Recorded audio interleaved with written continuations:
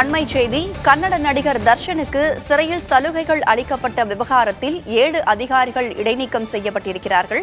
கர்நாடக அரசு இந்த நடவடிக்கையை மேற்கொண்டிருக்கிறது. பரப்பன அக்ரஹார சிறையில் நடிகர் தர்ஷனுக்கு சலுகைகள் அளிக்கப்பட்டதாக புகைப்படங்கள் வெளியான நிலையில் சர்ச்சைகள் எழுந்தன. இந்த நிலையில் 7 அதிகாரிகள் இடைநீக்கம் செய்யப்பட்டு இருக்கிறார்கள். கூடுதல் விவரங்களோடு ஜெகன் நம்மோடு இணைந்திருக்கிறார். ஜெகன், விவரங்கள். ராதா, கொலை வழக்கில் கைது செய்யப்பட்டு பரப்பநகர சிறையில் இருக்கும் கன்னட நடிகர் தர்ஷன் சிறைக்குள் சுகபோக வாழ்க்கையை அனுபவிக்கும் புகைப்படம் வெளியாகி தற்போது அது வைரலாகி உள்ளது. நாற்காலியில் அமர்ந்தபடி கையில் காபி மற்றும் சிகரெட்டுடன் அந்த படத்தில் உள்ளார். தற்போது இந்த படம் வெளியானதை அடுத்து கர்நாடக அரசு சிறை அதிகாரிகள் 7 பேர் பணியிட நீக்கம் செய்து உத்தரவிட்டார். கன்னட நடிகர் தனது தோழியான தர்ஷன் இவர் பவித்ரா கவுடாவுக்கு சமூக வலைதளங்களில் சித்ரதுர்காவை சேர்ந்த தர்ஷனின் விஸ்வாசி அவர் சமூக வலைதளம் விட்டதாக கடந்த 8ஆம் தேதி இவரை கடத்தி கொலை செய்யப்பட்ட வழக்கில் நடிகர் தர்ஷன், பவித்ரா கவுடா உள்பட 17 பேர் தற்போது கைது செய்து பெங்களூரு பரப்பன அக்ரஹார சிறையிலும் மற்றும் தும்கூர் சிறையில் அடைக்கப்பட்டுள்ளார். இந்த ஒரு சூழ்நிலை தான் பெங்களூர் பரப்பன அக்ரஹார சிறையில் உள்ள தர்ஷன் தனது மேலாளர் மற்றும் 2 சிறைவாசிகளுடன் அமர்ந்து படம் வெளியாகி இருந்தது. அதில் தனது கையில் காஃபியோ ஒரு கையில் சிகரெட் வைத்திருந்தார். இது தற்போது பேசும் பொருளாக மாறி இருக்கிறது. இது மட்டுமின்றி கொலை வழக்கில் குற்றவாளிக்கு சிறையில் இப்படியான வசதிகள் என பலர் எழுப்பியுள்ளனர். மேலும் சிறை அதிகாரிகளின் உதவியின்றி இது போன்று நடக்க வாய்ப்பில்லை எனும் சமூக ஆர்வலர்கள் தெரிவித்து வந்த நிலையில் இது குறித்து தற்போது இன்று செய்தியாளரை சந்தித்த மாநில உள்துறை அமைச்சர் ஜி பரமேஸ்வர் தற்போது இந்த படம் வெளியாகியதை அடுத்து விசாரணை நடத்த உத்தரவிடப்பட்டுள்ளது. அது மட்டுமின்றி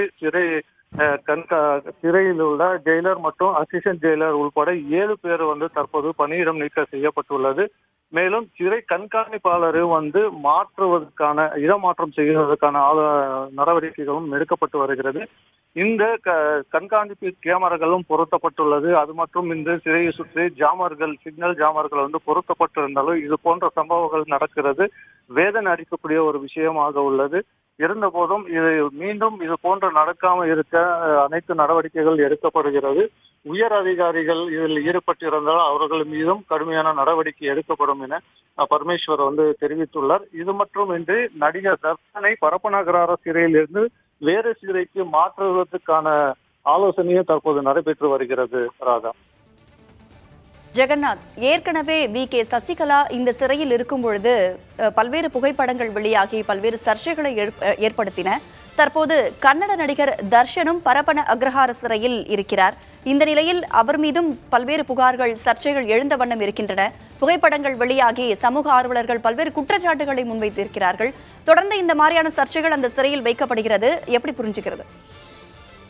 நிச்சயமாக ராதா, இது போன்ற சம்பவங்கள் நடைபெறாமல் இருக்க வேண்டும் என்பதுதான் அரசும் சிறைத்துறையினர் பல்வேறு நடவடிக்கைகள் எடுக்கப்பட்டு வருகிறது. அந்த பகுதியை சுற்றி சிக்னல் ஜாமர்கள் பொருத்தப்படுகிறது, சிசிடிவி கேமராக்களும் பொருத்தப்படுகிறது. இந்த சிக்னல் ஜாமர் பொருத்தப்படுவதன் காரணமாக சிறையை சுற்றி உள்ள பொதுமக்களும் அவதிப்படுகின்றனர். அவர்களுக்கு அவசர தேவைகளுக்கும் செல்போன்ல பேச முடியாத ஒரு சூழ்நிலை தான் நிலவி வருகிறது. இது போன்ற ஒரு சூழ்நிலை இவ்வளவு கட்டுப்பாடுகள் இருந்த போதும் சிறையில் உள்ள இவர்களுக்கு எப்படி சிக்னல் கிடைக்கிறது, சிசிடிவி கேமராக்களை எப்படி இவர்கள் மறிக்கிறார்கள் என்பதெல்லாம் பொதுமக்களிடையே கேள்வியை தான் எழுப்பியுள்ளது.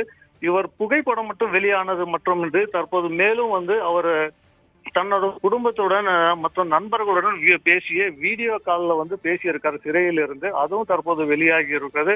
இது பொதுமக்களிடையே பெரிய அதிர்ச்சியை ஏற்படுத்தி வருகிறது. இதனால் அந்த மாநில உள்துறை அமைச்சரும் இதுக்கு வருத்தம் தெரிவித்துள்ளார். என்ன மாதிரியான நடவடிக்கைகள் மேற்கொண்டு வந்தாலும் இது போன்ற சம்பவங்கள் மீண்டும் மீண்டும் நடைபெற வருகிறது.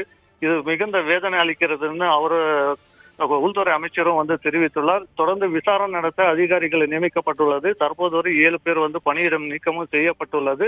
இது மட்டுமின்றி அந்த சிறை கண்காணிப்பாளரும் இடமாற்றத்துக்கு மாற்றம் செய்யப்பட உள்ளது. தொடர்ந்து விசாரணைக்கு பிறகு எந்த மாதிரியான சம்பவங்கள் நடந்தது, இதுக்கு யாரெல்லாம் உதவி செய்தார்கள் என்பது கண்டறிந்து அவர்கள் மீது கடுமையான நடவடிக்கை எடுக்கப்படும் என அம்மாநில உள்துறை அமைச்சர் தெரிவித்திருக்காங்க.